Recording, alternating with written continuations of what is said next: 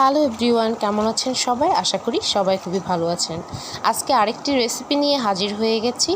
চলুন দেখে নেওয়া যাক রেসিপিটি। এগুলো হলো ডাঁটা শাক। একটু কচি ডাঁটা শাকগুলো বেছে নিয়েছি। আজকে শাক রান্না করব। খুব ভালো করে ধুয়ে পরিষ্কার করে একদম কুচি করে কেটে নিলাম। এই শাকটা আমি রান্না করব সেম টু সেম পাট শাকের মতো করে। এখানে কিছু পেঁয়াজ কুচি, মরিচ দিয়ে দিয়েছি। খুব ভালো করে এগুলো একটু নেড়ে নেব। সামান্য একটু সিদ্ধ হয়ে আসলে এখানে আমি সামান্য পরিমাণে লবণ দেব এবং শাক দিয়ে নাড়াচাড়া করে নামিয়ে নেব। খুবই সহজ সিম্পল একটা রেসিপি, কিন্তু খেতে অসাধারণ একটা মজা হয়। তো যারা কখনো এভাবে ডাঁটা শাক রান্না করে খাননি তারা অবশ্যই ট্রাই করে দেখতে পারেন।